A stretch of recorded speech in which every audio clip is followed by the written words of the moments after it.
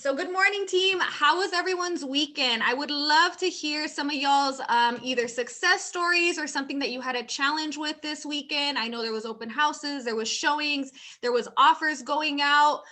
Tell me a little bit about what you guys got done this weekend.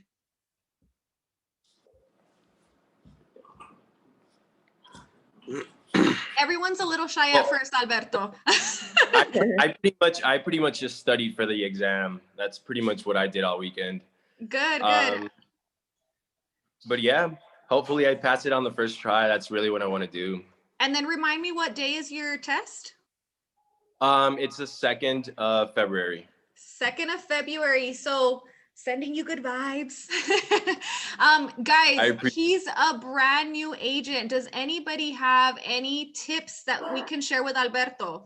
Most of us have been, I think most of us have been in for a while now. Any good tips that we can share with him? Brand new agent, about to get licensed.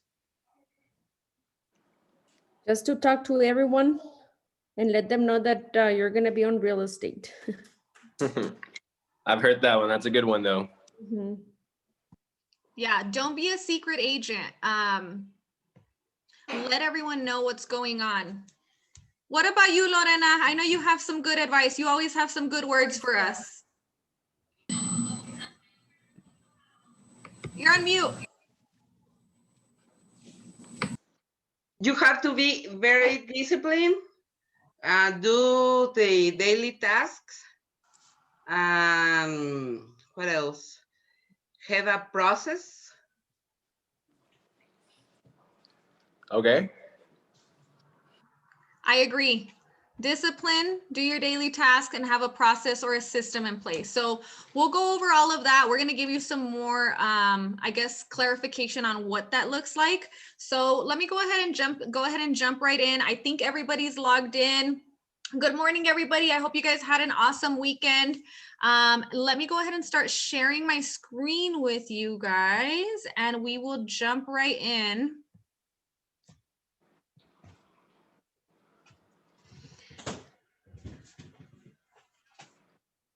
Did anybody get any offers accepted this weekend? Yes, Lorena. Yes, that's what I want to hear. Congratulations. Seller or buyer? Yeah. Buyer. Buyer. Awesome. Yeah. How many offers were you up against? 3. I think 3 offers. Or 2. Okay. Yeah. So that was not that bad. Yeah, definitely. I think from what I'm seeing, there's like a little bit of a shift in the market. There's less and less offers that we're going up against. Would you agree with that? Yes, I do. Yeah. I think right now the market is definitely starting to kind of settle back where it was into. So if you're working with buyers and if you've had a lot of offers that have not been accepted in the past, don't get discouraged. Don't get discouraged, please. Because the market is starting to shift. So I love to hear that you got your offer accepted. Lauren, I'm going to pick your brain just a little bit more because we have a lot of agents right now that are submitting offers. What did you do to make sure that your offer was accepted? What are the little things that you tweaked on your offer to make it that much more appealing than the other offers? You know what? These clients were in contract with Saratoga. Okay. So they were supposed to close next month. And for some reason, they withdraw their contract and sold the house to someone else. So Saratoga did that? That's what they did. Oh, wow. So I will not take anyone else to them anymore. Yeah, that was really bad. They were very excited. So what I did that same day when I noticed that what they did, I took them to 2 houses. They were with multiple offers. Okay. They only qualify for FHA. Mm-hmm. So what I did when I sent the offer, I explained what happened to the client, and I even took a picture of them, and I sent the offer with the picture, they were very, ¿cómo se dice? Estaban como muy emocionados,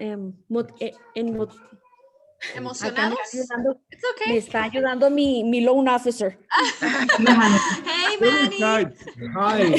Good Well, morning.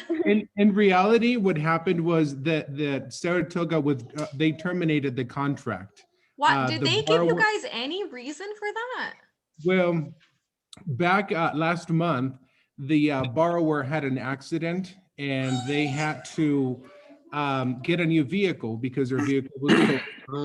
So, and because their new debt to income ratio wasn't working, they had a non-occupying co-borrower apply with them, and they even gave us the amendment adding the non-occupying co-borrower, but they technically wanted the full approval done in 3 days, which in reality, I mean, we had to redisclose the loan and everything. But and what they did, and just so that you guys know, and this is, you know, between you guys and us, they resold the property and they pretty much took 16 properties. They terminated 16 contracts for other buyers, just, you know, multiple reasons. I mean, if you had to get you know, a co-applicant or the credit score was at a 640 and they now have a buyer that it's a 680, 700, then they terminated the contracts and they resold the same property for $8,000 more. Mm-hmm. And they pretty much started off by asking us for copies of the appraisals that had come in for properties in the same neighborhood. So they realized that the appraisals were coming in higher. And that's pretty much what they did. They said they were out of contract and they terminated. And what I did, Lorena and I both took a picture of the buyers and we sent them in with the offers, and we explained to the buyers or to the listing agents the situations that the buyers were in. Mm-hmm. Took a picture, and they were touched by the story, and they Yeah. said, you know what, that we want to give these people an opportunity. And out of both of the contracts actually seemed like they were going to accept. So the first one that accepted it, they went with it. That's awesome, you guys. And for anybody that doesn't know, Manny is Lorena's husband, and he is a loan officer with Certainty Home Loans. He's awesome to work with. If you guys have any mortgage, loan questions, refinance questions, you guys can reach out to Manny. Manny, if you can put your information in the chat box, that way everybody can have it. I actually need to reach out to you because we want to do some stuff with you in the office here soon. But that's a great story, you guys. And that goes to show, like, we're constantly learning. We're constantly learning from deals. We're constantly having these curveballs thrown at us. Remember last week we were talking about we're professional problem solvers. That's what we are, professional problem solvers. I'm sure Lorena did not think that this deal that was already squared away and ready to go was just gonna bomb from one day to the next. And I mean, Lorena, hats off to you, like, for real, props to you. Give yourself a pat on the back, because I feel like you took this problem and you just so easily went and fixed it for them. And I'm positive that your clients are going to be so happy with you. Make sure you ask for a review from them, because that's big. In a market like this, they might not understand how big of a deal this is, but that's a big deal for you to have somebody terminate and then be able to get them under contract so quickly, and like so gracefully. Really, the fact that you don't seem upset about it. You don't, it's not like, oh well, Saratoga did this and you know what, it is what it is. This is what happened. I went and I fixed it, and now we're under contract, and your buyers are happy, and they have a home that meets their needs and their wants in the timeline that they want it right now. Crucial. So congratulations to you and your buyers. Good job on that this weekend. So that picture really helped a lot. I do recommend to at least write a story of the family so that at least they can consider the offer. But I think that helped a lot. The first offer that I submitted, there were multiple offers. So this is the second one, and the first one they wanted to accept it, but they only qualify for an FHA. So they only accepted the conventional, but they also were motivated about the story that Yeah. So I Yeah, do and it recommend goes to show you guys, like we're human at the end of the day. You know, we want to understand why it is that people do what they do. Remember, for those of you that were at the very first training, we talked about why it's important for you to know your why, understand your why, and speak your why to your clients, right? Like, people don't buy what you do, they buy why you did it, or why you do it. So this is the perfect example. Lorena may not have had the best offer. I want you all to know that. She may not have had the best offer. It's very possible, because I've seen this on the other end. I was a listing agent for a property that had multiple offers on it. And one of the offers came in with a picture and a letter. And the letter was explaining the story about the family. Now, take into consideration, their story was nothing like yours, Lorena. It wasn't like, oh, we had a deal. It was nothing like that, actually. It was just, hey, we're a family of 4. This is us and the kids. You know, we like this neighborhood for these reasons. We like the home for these reasons. And we would really like a shot to make this our home. It was not the best offer. My sellers appreciated that they knew who was going to move into the house and why they liked that house. And they chose that family.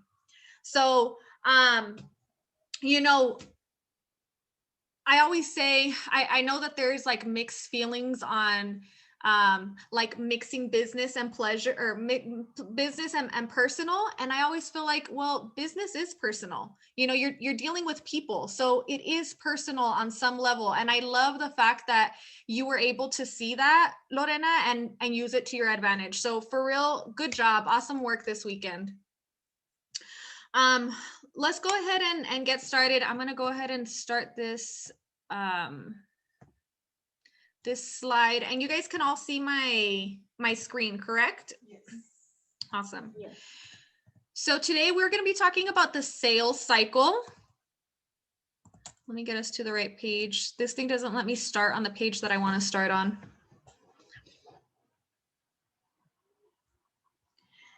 And before we do that, I would like for us to all take ourselves off of mute and let's read our affirmation out loud.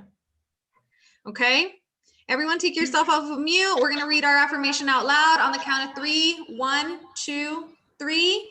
I love to set appointments and I love to make presentations. Very good. I love to set appointments and I love to make presentations. I love to set appointments and I love to make presentations. So this is huge. Does everybody have a appointment setting goal for the week? Yes or no? Does everybody have an appointment setting goal for the week? Yeah.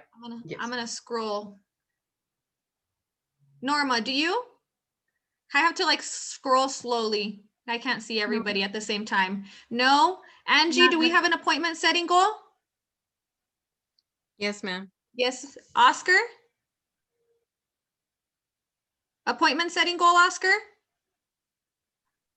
Yes. Yes. Lorena? Yes. Fibre or Riveros? We have 2 Lorenas. Both of the Lorenas. I do. I have to scroll through you guys slowly. I can't see all of you guys at the same time. I'm sorry. Okay, so if you do not have an appointment setting goal, you're making a huge mistake. So today's Monday, okay? Real quick, I just want you guys to all really quick take a second to think about it, okay? How many appointments do you need to go on during the week to have the amount of deals, the amount of pending deals next month that you want?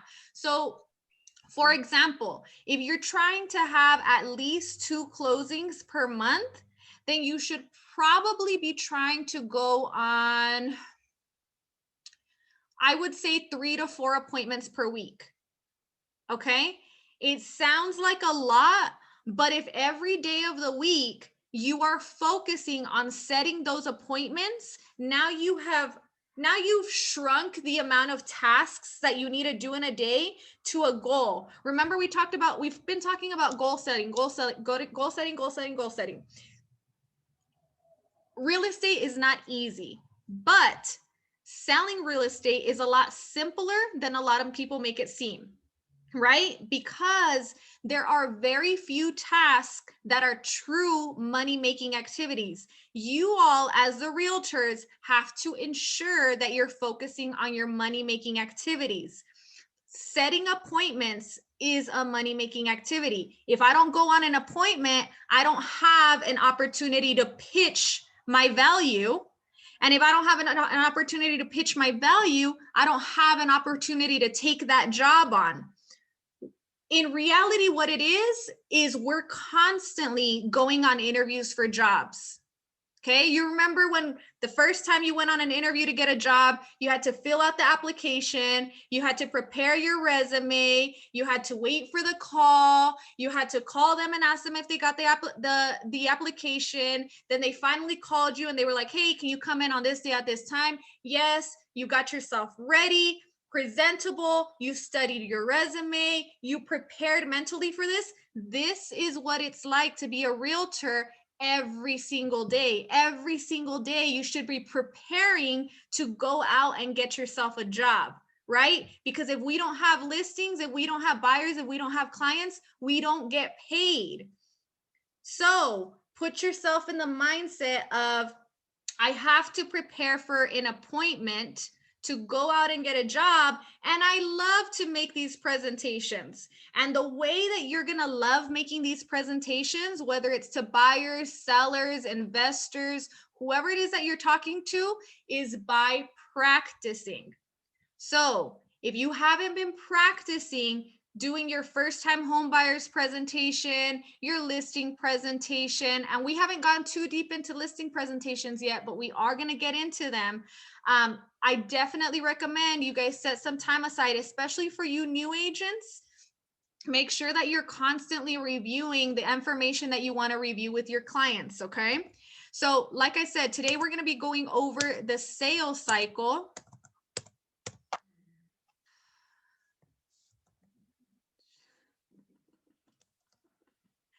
And this is what it's gonna look like. This is kind of in my way.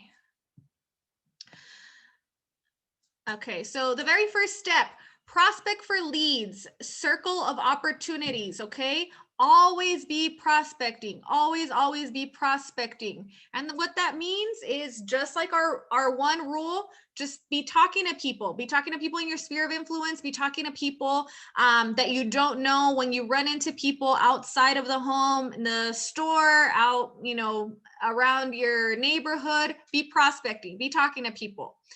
Make appointments to meet and build rapport. So if we want to be able to build the best rapport possible, we have to meet people in person or via Zoom as much as possible. Right now, because of COVID, we're definitely pushing these video appointments. But it looks like people are starting to get more comfortable meeting in person. So do what you can to set up these appointments and get in front of their face, you know, be able to show who you are. Think about it. It's just like whenever a telemarketer calls you and they're on the phone and you don't have a face to put with that voice, you don't know this person from anybody, like you really have no idea who they are. It's a lot easier for you to go, I'm not interested, gotta go, bye. It's a lot more easier for you to do that. And it's the same vice versa. We constantly have to put ourselves in our client's shoes and think about, what is it that they think about me? How am I approaching them? How are they feeling about me right now? So constantly be shifting your mind to say, if I was in their shoes, how would I be interpreting myself right now? Okay, so make sure that you're making those appointments. Qualify and needs analysis consultation. So this, remember, when you're meeting with people, and we talked about this, we're listening. We're listening a lot more than we're speaking, okay? I'll be honest, this is something that I had a hard time with before, because you guys know that I like to talk. So this doesn't come naturally to everybody. Keep in mind that all of this is a process and a system, and there's a learning curve to it. Not all of this is natural. If it was easy, everybody would do it. You have to take the time to practice. Okay, so when you're qualifying them and when you're trying to figure out what their needs are, you have to make sure that you're asking the right questions. Know what questions you should be asking. Okay, for buyers, we want to know what's their time frame.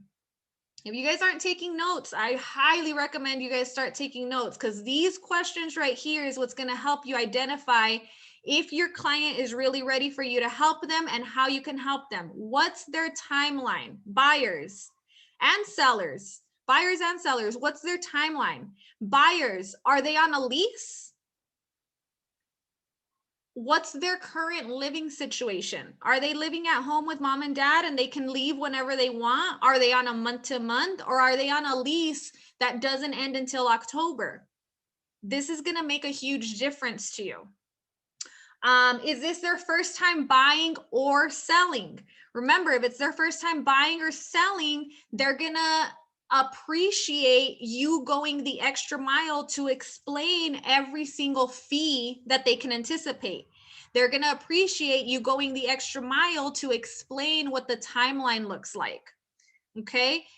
The first time we do anything, there's always this nervousness and there's this feeling of anxiety and uncertainty, and people don't like to be uncertain. That's why 2020 had the energy that it had. There was so much uncertainty in the world. It's not a fun feeling. So your job as a realtor is to ensure that the entire time that they're working with you, they feel like everything's under control, because you're in control and you have helped them understand not to be uncertain. You've given them all the information that they need so that they can trust, hey, I'm just going to hold on to Oscar's hand, let him lead the way, and go from there, because he's in control. He's got it. Okay. Loyalty and commitment representation. So lock them in. Okay. At the end of the day, this is still a business transaction, and we still have to fill out paperwork and make sure that we are taking care of ourselves on the administrative end. So as part of the brokerage, it is within a brokerage guidelines and rules that we have to get all of our representations in writing. So ask them, ask the question, can I represent you in this sale? And if they say yes, all right, great. I'm going to go ahead and send over the buyer's representation agreement or the listing representation agreement, or I'm going to set it out on the table. If you're meeting with them in person, take that on a paper. There's something about having a paper to pen and having them write it in person. If you guys are going out and meeting with buyers or sellers, make sure you have your representation packet with you. Okay. And you can go ahead and sign it right then and there. And then meet the needs, deliver on your promises. Don't ever overpromise and underdeliver. Okay. That's one of the biggest things that people hate about salespeople. That's why we have such a bad reputation. So if you don't want to have that reputation, that is that stigma for us, make sure that you're not overpromising and underdelivering. Okay. So if you say that, hey, within the first 2 weeks of getting this listing, I'm going to do at least 2 open houses. I'm going to door knock at least 20 of your neighbors to personally invite them. I'm going to make sure that your property has the most exposure and I'm presenting it in the best light possible. Make sure you deliver on that. And then close the transaction. Remember, our goal is to get them from A to Z. That's why they hire us, okay? Yes, we can be friends with them forever, but we still need to get them from A to Z. So what's A to Z for your client? Is the end goal to get them into their dream house? Is the end goal to get them into an investment property? Is the end goal to get them the absolute best offer you could possibly get them on their house and close them as soon as possible? What's the end goal? And get them there. Okay. And then post-sale follow-up, communication and referrals. Don't forget about your clients after you close them. Of course, the level of communication is going to drop a little bit after you close them, because now you don't have to talk to them every week. You don't have to talk to them every other day. You're not in the middle of a transaction, but don't forget about them. After they move into their new home a week after, just call and check on them. Call and check on them. Hey, Just calling to check on you. Wanted to make sure that you got everything in. How are you guys settling in? Do you have everything moved in already? Are you still working on it? Oh no, we still have a few boxes to unpack, but we're good. Okay, good. I just wanted to make sure everything's functioning okay. You guys haven't had any problems? No, everything's great. Or you know what? We noticed that the dishwasher is not working, and it was working when we got the inspection done. Like, what are we supposed to do about that? Oh, you know what? Lucky for you, we negotiated in a home warranty and the dishwasher is covered on that. So look, here's what I'm going to do. I'm going to get you in contact with the home warranty representative and have her help you fill out a claim so that we can get that taken care of ASAP. How does that sound? Okay, so see how important that follow-up call is? Stuff happens within a short period of time that you will not know about unless you reach out to them. Don't assume that they're automatically going to reach out to you. All right, moving on. You guys are so quiet today. It's Monday. I want everyone's energy.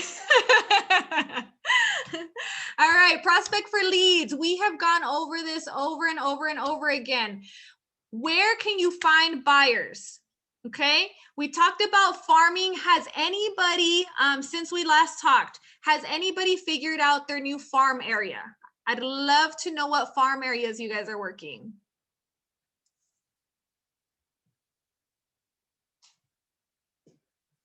Yes, no, I can only see a few of you at once, so. Well, I'm super excited because I'm gonna start working a new farm area in Canotillo soon with Mr. Chris Valle. He's also, I don't know if I was supposed to say that. He's supposed to be signing on today. Another new agent. I'm like, oh man, I'm not sure about, don't speak that out loud, guys. Don't say his name yet. He's supposed to be signing today, but we need to finalize some stuff. So that's a new farm area that I'm going to be working that I decided on. We still need to narrow down, but one of the reasons that I decided to do that is because me and Chris actually went to school together in Canotillo High School. He still has a really big presence there. I still have a really big presence there. So we're going to do some co-branding stuff out in Canotillo as an additional farm area this year. So that's not something that I had necessarily anticipated at the beginning of the year, but I think that it's going to help me reach my goals. So I just wanted to share that with you guys because I want you to know that everything that I'm asking you guys to do, I'm still doing it also. There's always something that we can do to help our business grow. We've talked about internet exposure, open houses. Open houses are starting to pick up. There's a lot more open houses out on the market. If you guys are doing open houses, I recommend that you schedule your if you're planning on doing an open house this weekend, I recommend that you schedule your open house today. If you're not sure how to do that, please reach out to me or Anaí. We can help you guys do that, but schedule your open house since Monday. Does anybody know why it's a good idea to schedule it since Monday?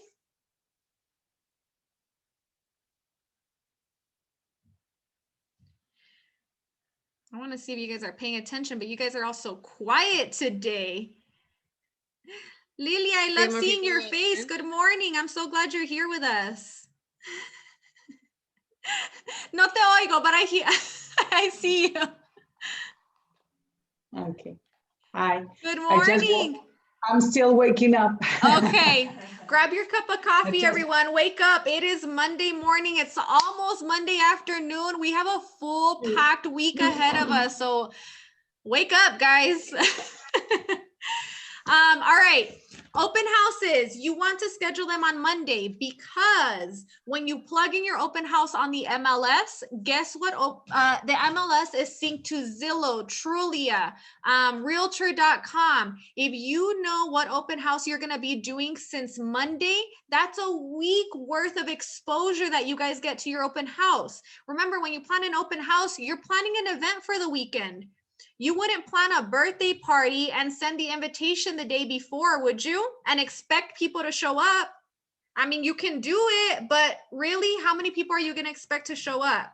Not too many. So make sure that when you're planning your open houses, you're planning them strategically. And this way, throughout the week, you guys are putting out your flyers on social media and you're letting everyone know, hey, come visit me over the weekend. I guarantee you, you're going to have more exposure that way if you're making sure that you do this ahead of time. Referrals, make sure that you guys are checking in with your past clients, friends and family.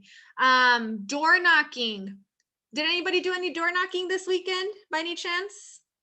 No door knocking this weekend. It's all right. The weather is great, you guys. I'm actually not this coming weekend, but the weekend after, we are going to be planning door knocking and open house training for those of you guys that want to come. Okay, it's going to be a heavy training week on door knocking and open houses. And why? It's because we're going to couple them. We're going to make sure that we're training for an open house, but I also want to show you how you can really optimize that open house. Throwing an open house can be very successful in and of itself, but the more you prep for it, the better results you're going to get. And part of that is personally door knocking the neighbors and inviting them to that open house and letting them know what's going on. So we will be taking a limited amount of you guys out there, and we'll be getting you guys the details soon, but we're going to be doing that in 2 weeks. So mark your calendars for that. Saturday, let's put that for Saturday, like around 10. Saturday, we can probably do Saturday 10 to 11, 11:30 more or less, 2 weeks from now. So mark your calendars. Yeah.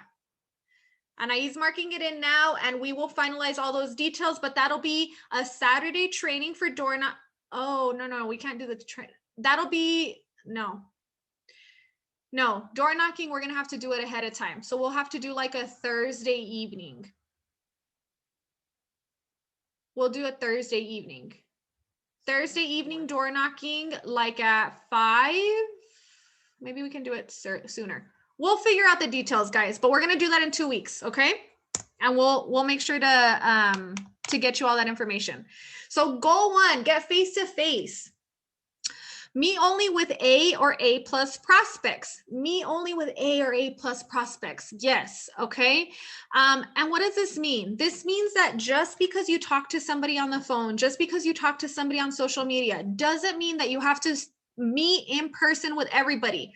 Remember, our time is very, very, very valuable. Okay, that's the whole reason that we have these trainings. They're productivity trainings, they're rev up trainings. I want to teach you guys how to be as efficient as possible with your time. If you guys are going to be as efficient as possible with your time, you have to make sure that you're filtering through your leads. Just because it's a lead doesn't mean you meet with them on person, right? So that's what we were talking about. Make sure you're asking all the right questions. For example, I get a lot of social media leads, and some of these social media leads are not where they need to be for me to meet in person. So how do I know if it's somebody that I should be meeting in person or not? Well, let's take an example. I get a lot of first-time home buyers on social media, right? And they're like, yes, I'd love to. Oh, by the way, for those of you that follow my social media, sorry, random thought. On Friday, on my stories, if any of you guys saw it, on Friday on my stories, we posted a question: is one of your goals this year to buy a home? And it had a yes or a no. And you go in there and you click it. And then if you click it, if you answer, I get to see who said yes and who said no. The coolest thing happened. This is something that we're playing with, that we're practicing, but the whole point of that post was to try to capture leads. Remember, there's always an intention behind it. So I was trying to capture leads. I probably had about 10 people respond. Of the 10, about 8 of them said yes, and the other 2 said no. I replied to every single person. So when you do stuff like that, and you're asking them to reply and they reply, don't just ignore it. Don't just like it. They're kind of giving you a hint like, hey, yeah, I do want to buy. I went in there and I spoke to every single person, and I got a gauge for, okay, cool. And a lot of these people I don't know. It's social media. A lot of them I don't know personally. So I had to go in there, and now the conversation that I would have had over the phone, I have over social media. Now, when you're messaging somebody, you have to be a little bit more mindful about not coming off so salesy, because whenever we're messaging, we lose the touch of like your vocals, your facial expressions, you lose all of that. So you have to be very careful when you're sending messages that what you say is coming off the way that you mean it, right? And I would say, so whoever would say yes, I would say something to the effect of like, that's awesome. I would love to help you with that purchase. Is this your first time buying? I jump right into the questions like, hey, I want to help you. Is it possible? You know, I'm letting you know, like you're letting me know what your goal is. I'm telling you, I can help you. Is this your first time buying? Most of them are going to give me a yes. Yes, this is my first time buying. Congratulations. That's a great step or a big step to make. How far along in the process are you? Have you done anything? Are you working with anybody? Have you met with a loan officer? No, I really haven't done anything. I have no idea what to do or where to go. No worries. I got you. I can take you from A to Z. Why don't we do this? Or no, actually, wait. Go back. Before I set a consultation, I want to know their credit situation, because usually what's going to stop me from setting up a buyer's consultation is going to be the credit situation or employment situation. So I usually jump into, okay, let me ask you, have you been employed for at least 2 years? Why do I want to know that? Because if they haven't been employed for at least 2 years, they're probably not going to qualify. Or maybe they had a break in employment and I want to know more or less how long that break was. So usually I get a yes, but if I get a no, I say, okay, how long have you been working? And if they say something like a year, there's usually like, well, I was working for a year and before that I was on maternity leave, for example. Okay, no worries. How long were you on maternity leave? Now, a lot of these are lender questions, but it's going to give me a good gauge more or less of where they stand. I just kind of want to know the story. I want to know the story so that when I take them to the lender, I have some background to give them also. Okay. So assuming that they've been employed for 2 years, all right, what's your credit looking like? Do you know more or less what your credit looks like? I never ask, what is your credit? Don't ever ask that, because most people do not know what their credit is. And it kind of scares them. It kind of makes them feel like, I don't know. It's not a fun question to have thrown at most people. So ask, do you know more or less what your credit is? Most people are going to know more or less. So if they come to me with something like, well, I have some collections, or I had a repo a couple of years ago. I think I'm in like the 500s. My husband's like in mid 500s. Well, that's the light bulb that I'm looking for. I don't want to meet with them yet. Okay. Because if I meet with them now for a first time home buyers consultation, it's not a complete waste of time, because they're still going to get the information that they need, but I'm a step ahead of where they need to be. What they really need is credit consultation. And since I have really good credit partners that I know if I send them there, my credit partners are going to send them back to me when they're ready, that's when I want to do the consultation with them. Right now, what they genuinely need is credit repair. So I say, okay, look, it sounds like you're going to need some credit consultation. Why don't I set you up with, I have some partners that I work with. They have great results. Their fees are very competitive. I can set you up for a complimentary consultation with them, and they can get you started on what you need in order to help you. This is going to be the best and quickest way for you to get your credit where you need to get it in order to get a house. Always remind your client why you're advising them to do what you're telling them to do. We don't want them to feel like we're throwing them away, because I'm not throwing them away. I want to work with them, but the next best step is not with me right now. It's to go to credit consultation. So I need them to understand that. I need them to understand, hey, it's okay. You're just in this step right now. Okay. Just like when you go to the doctor doesn't take you in the second that you walk in the door. You go with the nurse first. The nurse handles the vitals, your weight, your temperature, all of that good stuff. And even before that, you have a receptionist. There's a system in place. Get comfortable with your system. If you're comfortable with it, your client will be comfortable with it. Okay. Let's assume that their credit's good though. Let's assume that we're getting A plus client in our DM.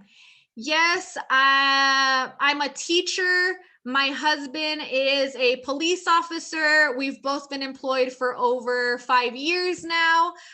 We're looking to grow our family. We've been renting this whole time. Both of our scores are above a 670. And this would be our first purchase. That's an A plus client. First of all, do not waste time on them. Okay. Don't waste time. You see that message come in, you need to work that message. That's another thing with real estate. If it's on social media and you're getting these leads coming in over the weekend, tend to your leads. Okay. That's something that a lot of people have a really hard time with when they get into real estate is they say it's 24/7 and it feels like that because when you get a lead, you have to work it. That lead is not going to wait for you. So assuming that that's who we're getting, we want to make sure that we're on top of it. Okay. So for them, I would say something more to the effect of, first, I want to know more or less where they stand. A plus client, they seem to know what they need to have. So they've probably done some research. Maybe they've been working on their credit for a little while. They've probably been working on their savings. Okay, perfect. By any chance, have you talked to any lenders in regards to a mortgage yet? Or where are you in the process? You know what? Yeah, we talked to Chase about a year ago, but since then we haven't. No worries. Why don't we do this? Why don't we set you up with a first-time home buyers consultation?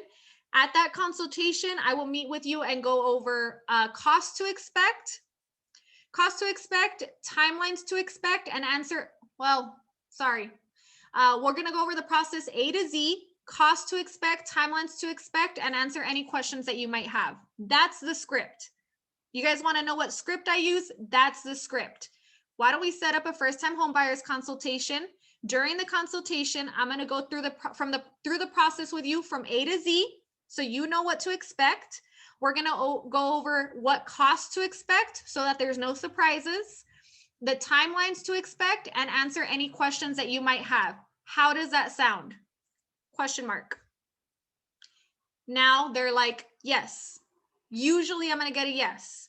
Okay, awesome. All right, let's go ahead and set you up. When are you and your wife typically available? When are you and your husband typically available? It's going to be a 30 to 45-minute meeting and we lock them in. Okay. Now, when you lock them in for your appointment, remember, it's your job to make sure that you're keeping track of your appointments. Confirm your appointments. Don't expect somebody to be as excited to meet with you as you are to meet with them. This is your job. And when you first get started and you don't have a team of people working for you, it can be a lot to juggle, but that's the whole point. You're a business owner now. You're an entrepreneur now. You do it all. So make sure that you're keeping track of those appointments. Set a reminder for yourself, set an alarm, do what you have to do, but make sure you confirm that appointment afterwards. Okay. And then meet at your office or meet via Zoom. Like I said, at this point, people are getting a little more comfortable meeting in person.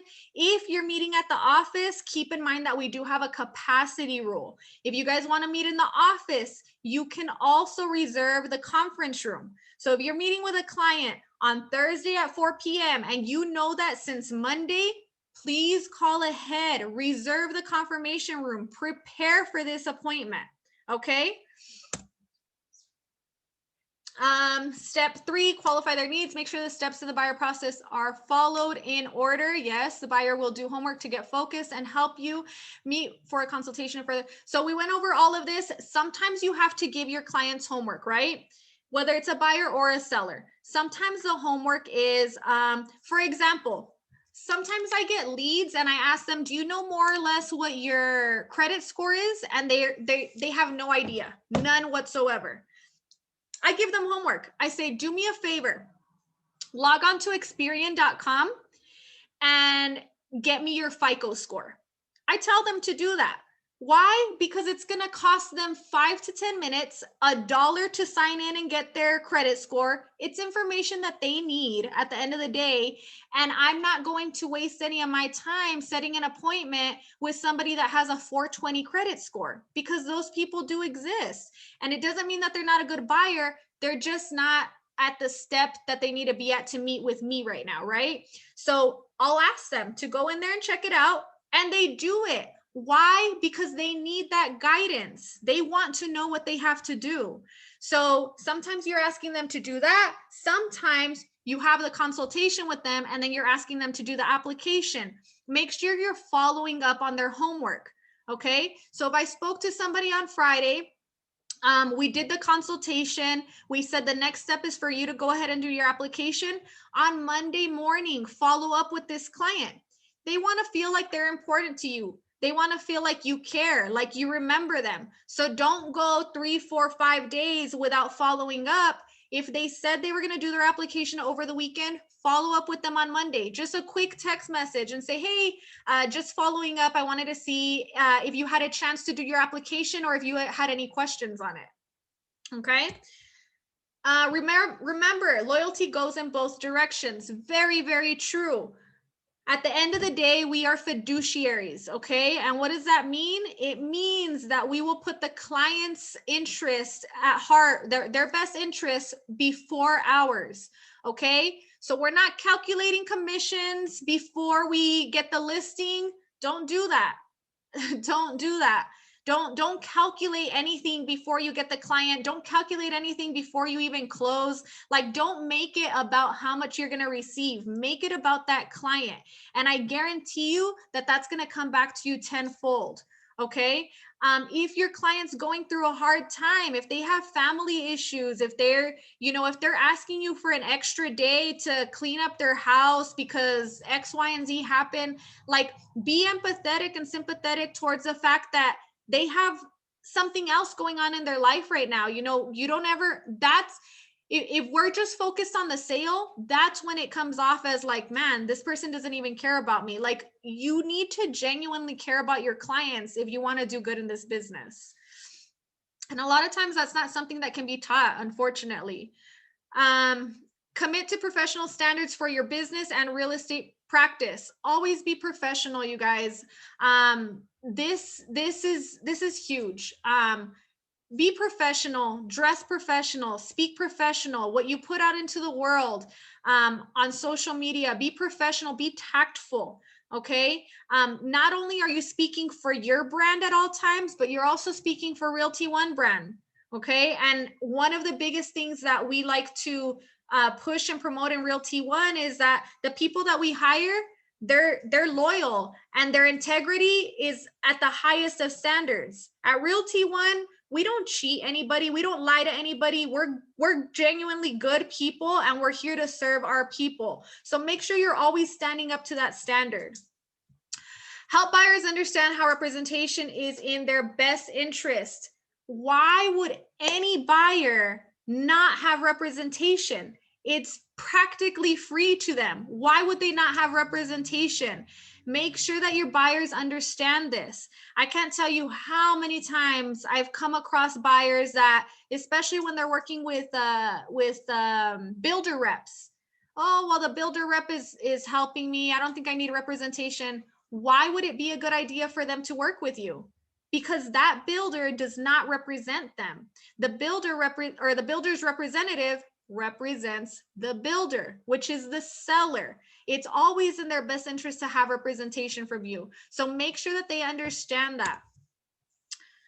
Meet with your clients. What does it mean to meet clients' needs? Clarify their needs, thoroughly understand those needs, take action routinely and consistently, and communicate frequently. We went over all of this. The biggest thing that I can say, if you're having a hard time being consistent, this is something that I struggled with a lot at first also. Use your phone to set reminders. You guys should be setting reminders on your Google Calendar or even regular alarms. I'm not gonna lie, to this day, I still set regular alarms. If it means, hey, I have to be out of this appointment at this time and I have to set an alarm so that it can go off to give me the alert, hey, you need to start wrapping it up, then do that. If it means you set an alarm for Monday morning, I need to follow up with Albert on the appointment that we went on. You do that. Remember, you guys are humans. You're not machines. You're going to forget stuff. So use the tools that you have to benefit you. I'm gonna stop there for a second. I want to know some of the tricks that you guys use when it comes to appointment setting. Does anybody have any little tip or trick that they've been using when it comes to appointment setting that's been working for them?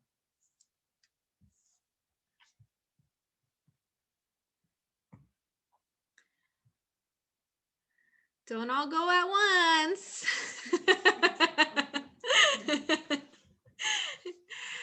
I'm not the end all be all. You guys have a lot of good experience. Like I see some very experienced agents on here. I know you guys are setting appointments. I know you guys are killing it out in the market because I see you guys, top 10 producers. I mean, you guys are doing awesome. What else can you guys help with the team? Let's get some feedback from you guys because you guys need to help each other also. Norma. We've had just a few, not a lot of listings. It's mostly buyers that I work with. And also like for my listings for the company are very simple. I never thought of all these things that you're talking about really. So, but I know that in some of the listings, aside from the new homes, what we've done is we have like a little conference with the client over the phone, and we try to understand a little bit of what they want to get from that, sales. We started doing like a CMA. Just to be prepared so that when we actually go and look at the house, we have, maybe it should have been like the other way around. First, go look at the house and see and look at the neighborhood and then go into the CMA, but just to have something for them to look at, to have a little bit of an idea. And so based on that, and then when we go and look at the house and look at the neighborhood and we drive around a little bit and we see if there's other houses, selling in that area, and we start making calls or whatever. But I know that one of the things has been like have something ready, like in writing. I never thought about the listing contract. It's just that like having that on paper, because I've had situations where they just don't want to sign it. They feel like, no, I want to be free to choose whether I want to go with you or someone else. Or so we're not very pushy. We don't know how to be pushy. We're more like no, we're there for you. If you want this, okay. If you don't, well, you don't. And maybe it's a little bit not working on our, on our advantage, but we don't like if they don't feel happy with us at that first meeting, if they don't feel comfortable, then we don't even want to work with them because then everything is going to be negative. Right. You know what I mean? But I don't know. But those are, I don't know. And that's good. That's a really good example. There's a couple of things I got out of what you were saying. So first, there's a lot of preparation going into a listing appointment, right? You don't just show up. You can't just show up. You have to do the CMA beforehand. You have to have an idea of the neighborhood. Even if you don't drive the neighborhood, Norma, get on Google Maps. I don't know why it took me a minute, but there was times that I was like, no, I need to drive the neighborhood. But sometimes just even on Google Maps, just roaming the little area so you can see more or less what's around there. You prepare for that appointment. And then do you know why people feel uncomfortable with you? Have you figured that out? Like it sounds like you're speaking about a specific example. And that example that you were talking about, do you know why they were uncomfortable? I have no idea. I'm very nice, actually. Okay. How's I haven't worked with Erica too much, so I'm not sure exactly what her personality is. She's a lot friendlier than I am, because like I told you once, I would be more like, no, this is business and that's it. Like you don't talk about their personal lives. That's not okay to me, but after hearing more and more, I know that I've had better results with people when you actually talk to them like, like you're not just another human being, you're not just like, business. Yeah. And I noticed that, and I tried, and I tell her, I try to be a little bit more like you, and I know that people respond better to it. Mhm. They're like, oh, okay, they're more relaxed, and it's hard for me, but I'm like, okay, I need to start So, loosening up. And so let's simplify but that I for don't- you.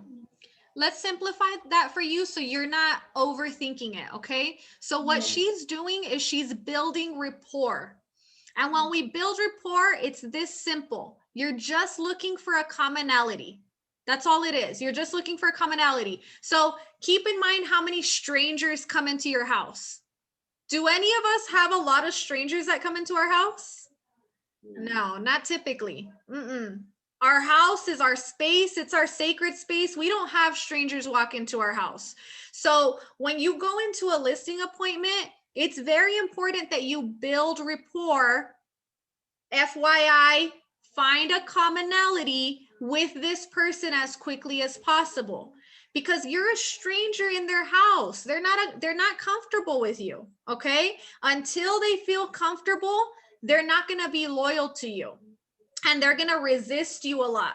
And if you're working with a client as a listing agent, you guys have to be on the same team. You have to work together, and that has to be understood by both ends of the transaction, and it really has to be worked that way, right? So build rapport. That's all it is. Don't overthink it, Norma. Just look for a commonality. A lot of times for me, the commonality is there before I even walk in the door. If it's a neighborhood that you're very familiar with because you grew up in that area, say that. I grew up down the street with my parents. I know this area. You know what I mean? If it's a floor plan that you're very familiar with, maybe you lived in a home with that floor plan before, or you've sold that floor plan a lot, say that. If you walk in and there's pictures of kids on the wall that are the same age as your kids or your nephews and nieces, say that. It makes you human. It makes you relatable. And that's all it is by building rapport. If they have home decor that you like, you appreciate their home decor, let that be known. That's Now all that it you is. said that, oh man, we went to just a little thing that we went through. We went to show a house, and the house was, it was very colorful. The things, the furniture, all of that. And we were, walking with our client. And I was, because I always try to be, no, you gotta be professional and this and that, and don't talk about this and don't talk about that. But she was like very, oh my gosh, I love the furniture. Oh my gosh. And I was like, Erika, we're not even, no, like, don't. I feel so bad. I'm like, oh. But she was so excited to look at the furniture. She wasn't even paying attention to the house, but it made conversation. Yeah. So, but I'm Yeah. like, It just opens up the line of conversation, like you said. At the same time, I'll tell you this: when you're working with a listing, with a seller, it's different than working with a buyer. Okay, when we're working with a buyer, we want to have this very friendly relationship with them. Okay, at the end of the day, we're advising them, but it's very friendly. When you're working with a seller, you do have to be a little bit more reserved. Okay, because typically it takes, like I said before, it's this team thing that we have to do, right? We have to work with the seller, and there's a lot more work that has to go in on the seller's end than on the buyer's end. And we need them to understand that even though we're both working as a team, I'm going to lead the team, and you have to be comfortable with me and respect me enough as an advisor when you're a seller to allow me to lead the team. Whereas when we're buyers, we're more friendly. We're more of like, yeah, girl, this is the one. I can totally see you in here, X, Y, and Z. You're not really negotiating with them as much as you are with the listing agent. But with the seller, we're negotiating with our seller a lot, because we have to ask them to do certain things to their property before we even put it up on the market.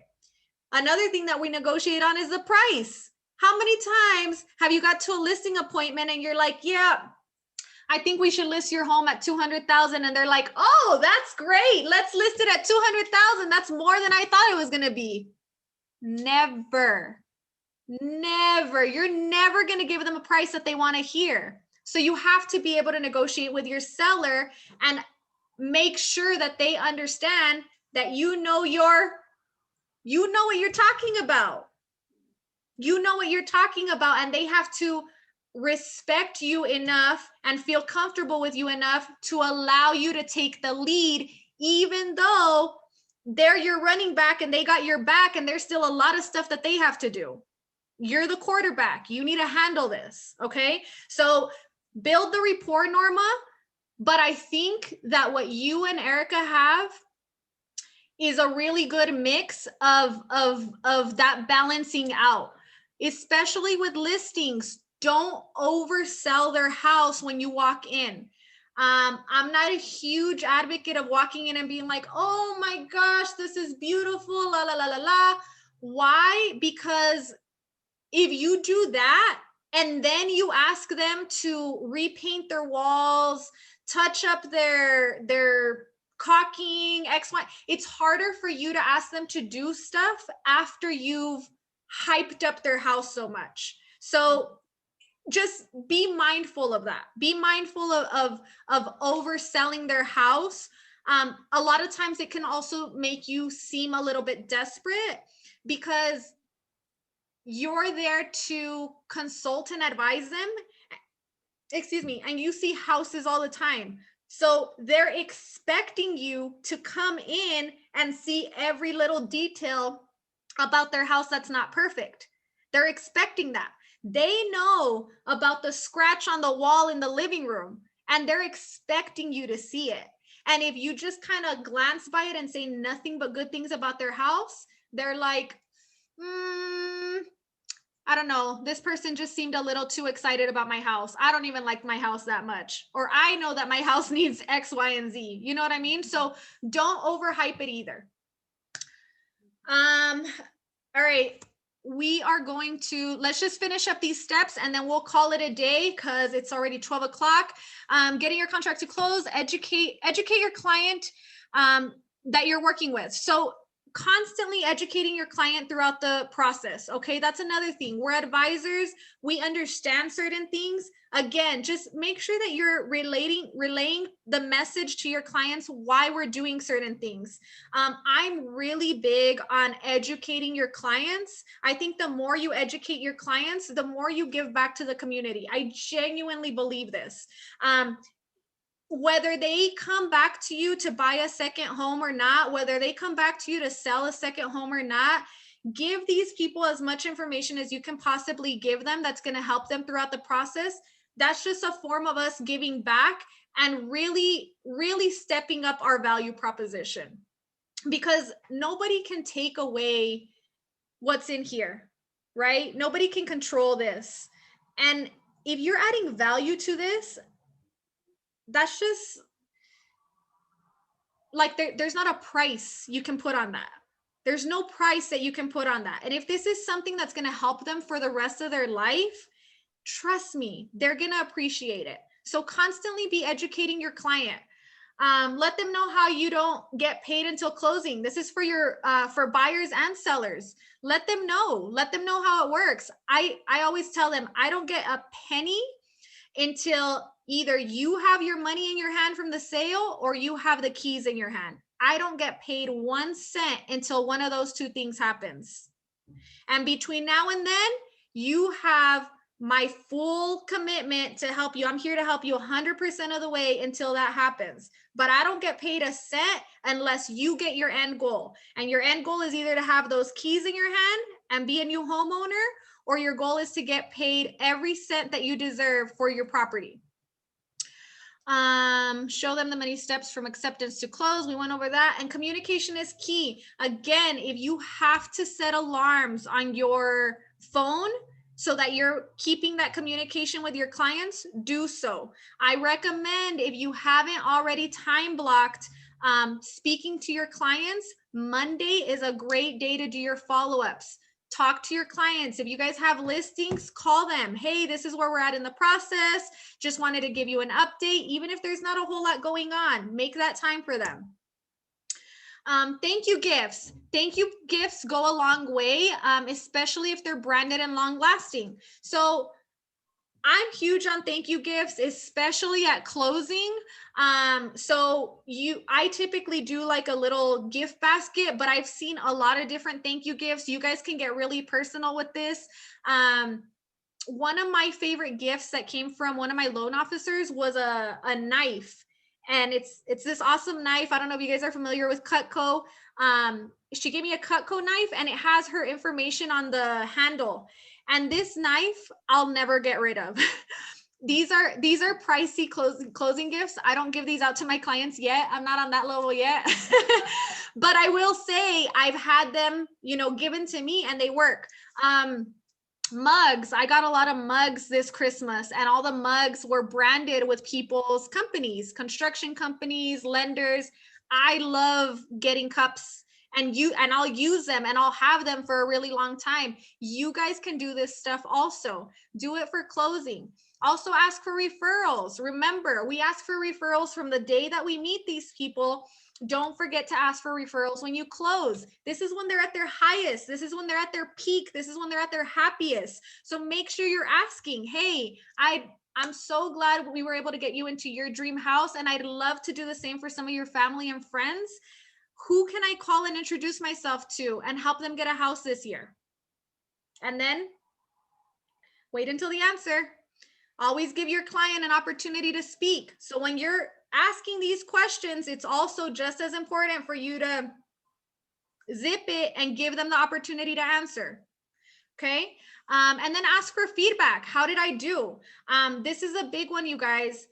Our business is never going to be perfect. There's always going to be something that we can improve on. So ask for feedback. Is there anything that I could have done better? Is there anything that you really appreciated about the way that I did my business? All of that information is extremely useful for you, and always thank them. And if they're giving you feedback and they're giving you referrals, send them a little extra something. We went over this. A thank you card with a $5 gift card to a coffee shop goes a long way. Launch a follow-up plan in your CRM to stay in regular touch. Last week, we got a really great referral on the CRM system. Remind me what the name is. Wise Agent.